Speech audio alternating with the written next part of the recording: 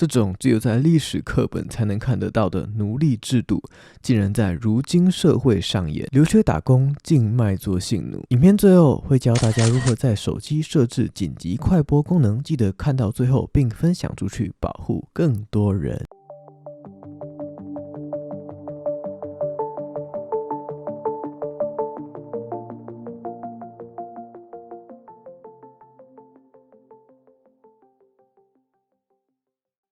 韩剧《模范计程车》是由数个真实案例改编所组成的。今天要为大家介绍剧中的第二个案件。事情发生在2014年，两名无家可归的身心障碍人士，为了保护被害人，我们以下简称小金和小蔡。小金和小蔡透过职业介绍所转接到新安郡的盐田工作，但事实上他们是被以1万韩元的代价卖给盐田的农民。小金和小蔡在没有领取任何薪水的情况下，一天要工作14个小时，如果不做的话，他们会遭到雇主用木棍和铁棍殴打。小金曾经企图逃跑3次，但是全部都失败了。在第3次失败的时候，老板还威胁要宰了他。小金心里非常的害怕。过了一段时日，小金决定把他写好的求救信寄到首尔给他的母亲。他的母亲在收到信后，立刻向首尔警方报案。2014年的2月6日，小金和小蔡被首尔警察成功救出。盐田的业主和未登记的职业介绍所则被首尔警方逮捕。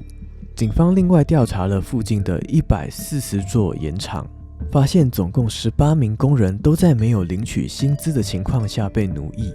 其中一名农场主人没有支付薪水给工人的时间长达10年之久，累计的薪资总共高达1.2亿韩元。这种只有在历史课本才能看得到的奴隶制度，竟然在如今的社会上演，真的实在是让人难以想象。故事回到剧中，导演将小金和小蔡改编为故事中的江玛利亚。玛利亚是一位智能障碍的小姐姐，她因为受到社工的诈骗，被卖到了虾酱工厂。在工作期间，她不断受到了老板用残酷的水刑，并且关到冷冻库，再用热水将她浇醒，让玛利亚在这段期间不断的接受这种循环的人间酷刑，甚至在休息时间遭到工厂领班的性侵。最后，玛利亚决定逃出去，寻求警方的协助。她在路上遇到了一台警车，警察答应帮助她，但是最后却将车子开向了工厂的方向，将她再次送回了这个惨无人道的人间地狱。导演以这一幕来诠释，在现实的案件中，在案发不到700公尺的地方就有一间派出所，但警方却对这一类的事情习以为常，显示了这些韩国警察的腐败，这些公务人员腐败的程度实在是令人恶心。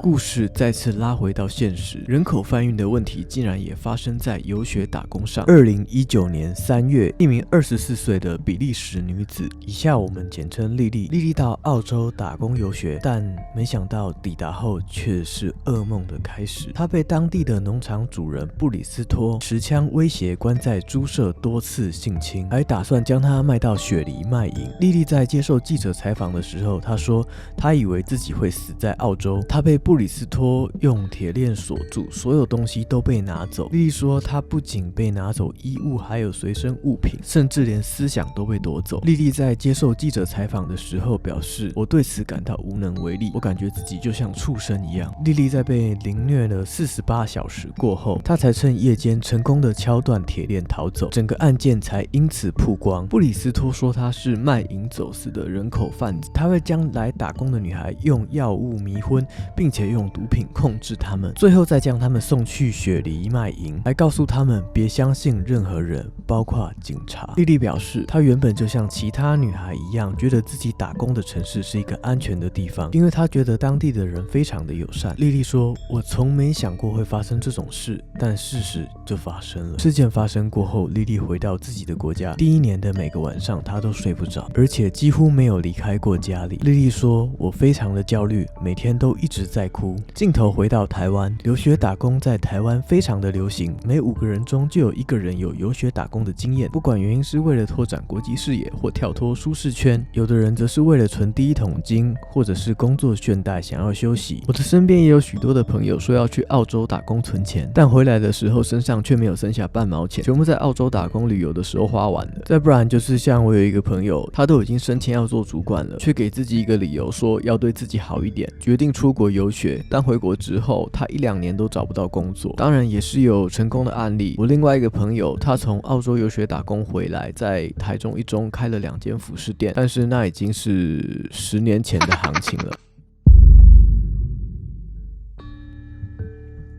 现在不管是留学还是游学，都还是年轻朋友热门讨论的话题，其中以澳洲的打工为最多，主要原因在于签证方便和工作门槛低，导致许多的年轻朋友趋之若鹜。但打工前你必须知道这些事。第一点最重要就是详细阅读仲介的契约内容。很多的人呢都没有仔细的阅读契约的内容，就很放心的相信打着学习招牌的仲介公司，然后白纸黑字一签，造成一去不回的遗憾。这边提醒大家一下，台湾的民法第71条规定，法律行为违反强制或禁止规定者无效。说成白话一点，就是契约虽然具有法律效力，只要白纸黑字签字了，就表示你同意并生效。但如果契约本身的内容是违法的，你就完全没有必须履行的必要，或者是你在被强迫签字的情况下，你也没有履行这个契约的义务。所以千万不要以为你只要签字了，对方就可以强迫你进行违法的行为。第二点就是要注意自己的工作许可证是否超过规定的时数，如果不小心超过了规定的时数，就很有可能遭到这些不孝分子的不法利用。第三点就是工作的性质一定要选择合法的，不然业者就会抓住你违法行为的小辫子，进一步对你进行非法行为的利用。之后我们会再为大家制作一集有关于人口贩运的模式，记得先给我们一个赞，并且订阅，打开小铃铛才能收到我们最新的影片哦。第4点就是将当地的紧急联络电话加入自己的手机，包含警察、消防、医疗等等。第5点就是我们今天要特别教大家的小秘诀，手机紧急快播功能。其实呢，每一台手机都有内建的紧急快播功能，只是你要记得去设定打开它。我们现在马上就操作一次，教大家如何开启。好，现在大家打开你的手机，跟着我一起操作。首先在手机里面找到设定，按进去之后找到进阶功能的地方，然后再按进去。进阶功能进去了之后，然后再往下拉，找到传送 SOS 求救讯息。每台手机的名称可能不太一样，但是应该都大同小异。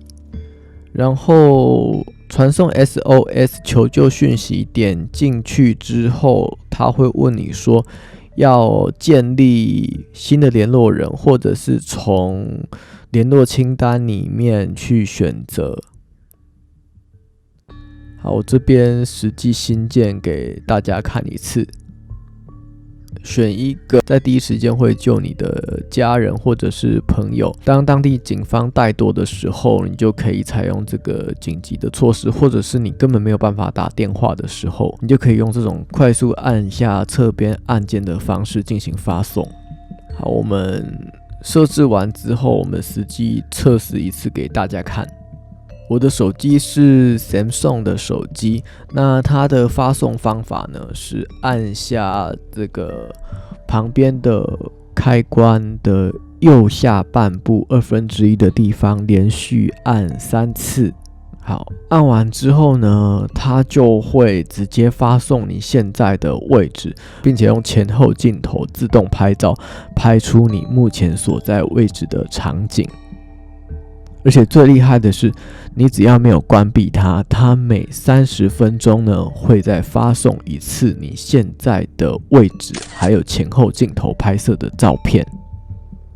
另外呢，就是在你发送的时候，它有一个10秒钟的等待时间，可以让你进行中断。万一你误触的话，你可以把它按掉。然后最后提醒大家，每一个国家的区域码不一样，所以你要记得设上区域码，并且在你下飞机之后跟家人或朋友联络好，进行紧急发送的测试，不然等到状况发生的时候发不出去就